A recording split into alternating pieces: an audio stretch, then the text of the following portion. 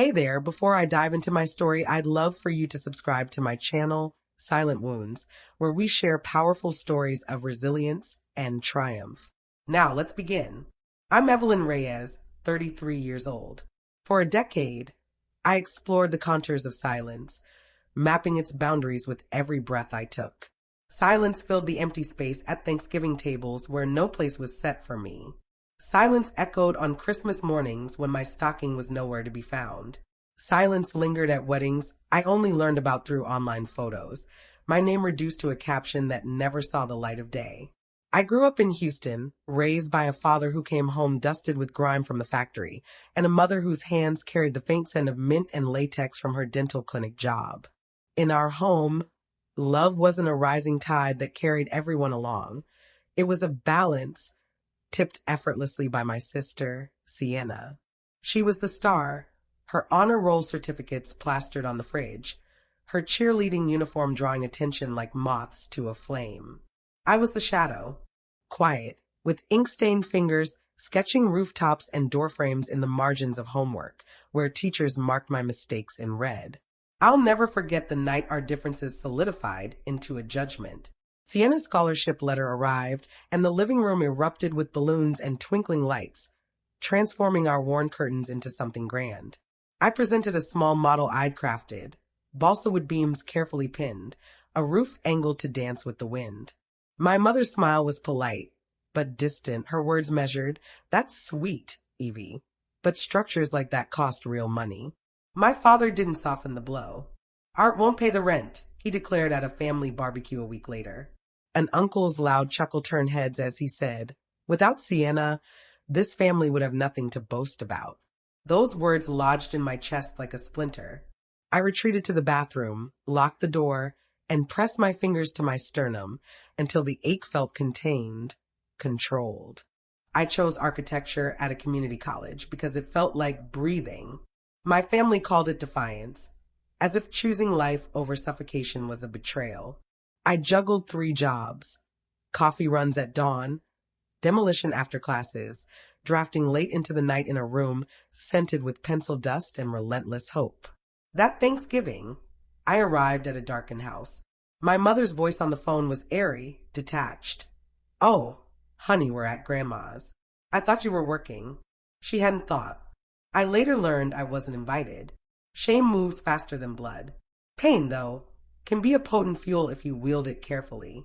With 2 classmates, I bought a dilapidated house, its roof sagging, floors soft as dough. We tore out decay with our hands, learned the grammar of beams and weight, and I designed spaces that welcome light like an old friend. When we sold it for twice our investment, the profit was modest, but I wept, not for the money, but for the proof. I wasn't a failure. I was a blueprint taking shape. House by house, I learned to ask smarter questions. Where does the rain pool? Where does warmth linger? Where does a child study while dinner cooks? I drew with compassion, not pride, negotiated without apologizing for wanting fair pay, and led crews who doubted me at dawn but trusted me by week's end. By 25, I was staking out patches of scrubland near Austin, sketching the framework of communities, porches that encouraged connection, windows that turned sunrise into a daily gift. I kept my old pickup, my worn steel-toe boots, my thrift store denim jacket from the days no one invited me anywhere. Success didn't arrive with fanfare. It came in emails titled, "We loved your Oak Ridge project. Can you meet our board?" It came when a mother's shoulders relaxed in a finished home, the space whispering she could rest. My name began to echo in rooms I'd once been barred from. A magazine published a profile with a photo that made me look stronger than I felt. Contractors started saying Reyes with respect. The old pain didn't fade, but I built around it, a staircase that curved, a nook that held the hurt without letting it rule. One golden Sunday, as coffee scented the air and my infinity pool seemed to spill into the sky, my doorbell rang. The security camera showed my father, Robert, jaw rigid, my mother, Mara, clutching her purse like a lifeline. Sienna, weary in a dress that didn't suit her. 2 aunts, an uncle, and a man I recognized from tag photos standing too close to my sister. My pulse didn't quicken. It sharpened, focusing like a lens. I opened the door, their eyes scanning the impossible. Walnut floors, glass framing the garden like art, air laced with orange peel and stone. "Come in," I said, the words tasting like a hard-won right. They sat where I directed, reaching for coffee cups, talking of weather and traffic. Anything but the decade that made us strangers. When their small talk dried up, silence fell, but it wasn't the old, choking kind. It was a space I'd crafted, measured, mine. My mother broke first, her voice quivering, the softness rehearsed, but fraying.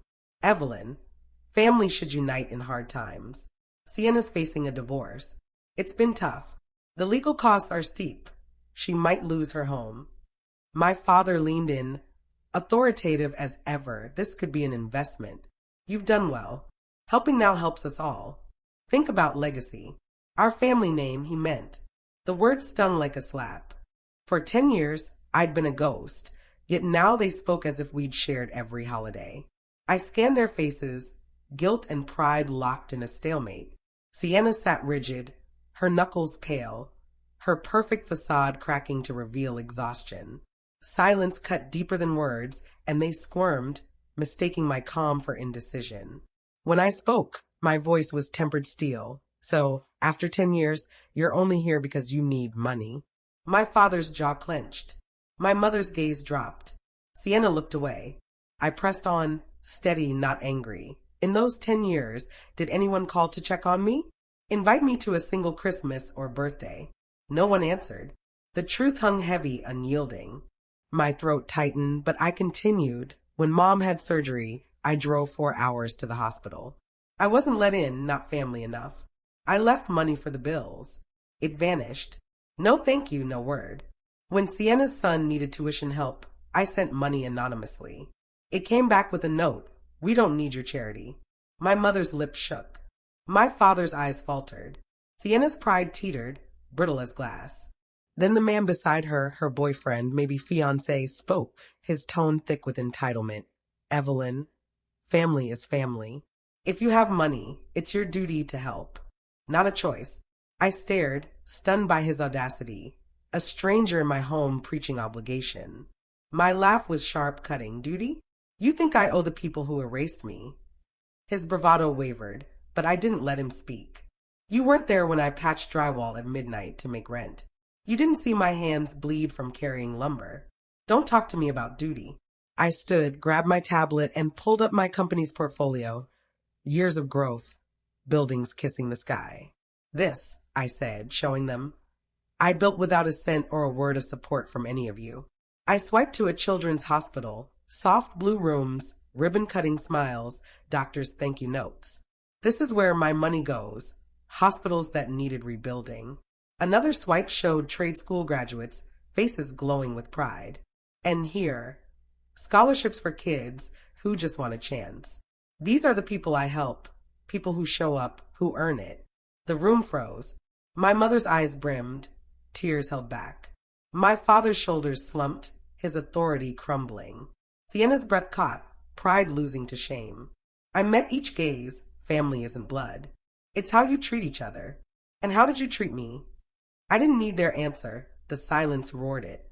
I could have stopped, but the words surged. You didn't just abandon me. You ensured I stayed invisible, turned my name into a warning, a failure. Now you're here because your pride is sinking. You don't want family, you want rescue. I'm not your lifeline. I exhaled, feeling a knot loosen after years of tension. My father stared at his knees, hands braced as if against a storm.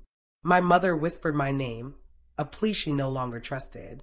Sienna's boyfriend reached for her hand. She pulled away, eyes glassy, jaw trembling. I stepped back, my voice soft but final. You taught me love comes with conditions, that I had to earn my place. So I stopped trying and built my own. I glanced at the glass wall, sunlight flooding the garden. You came for money, I said, but what you found is the consequence of everything you ignored. No one spoke. The clock's ticking sliced the quiet into sharp fragments. My mother stood, hand hovering as if to reach me, but I stayed still. My father rose, hands trembling as he grabbed his jacket, his once iron presence now hollow. You've made your point, he said, his voice caught between resentment and defeat. My mother's tears fell. Evelyn, no matter what, we're still your family, she whispered, her voice fragile, unable to hold warmth. I met her gaze, glimpsing the approval I'd once craved, but it faded fast. I remembered the unanswered calls that never existed, the birthdays spent watching others' joy from afar. A family doesn't erase one of its own, I said softly, and it doesn't return only when it's convenient. My mother flinched. My father looked toward the door. Sienna sat still, face pale with humiliation. Her boyfriend, silent now, understood there was nothing left to say. I opened the door, sunlight flooding in, bright and unyielding. This is my home, I said. Not a bank, not a haven for those who forgot me until they needed saving. My father swallowed hard. My mother hesitated.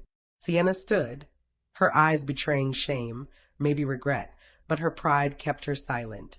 She walked past, her boyfriend trailing. My aunts and uncle followed, their silence heavy, like mourners at a funeral. My parents lingered. My father gave a nod, half acknowledgement, half surrender, and stepped into the light. My mother paused, tears streaking her face.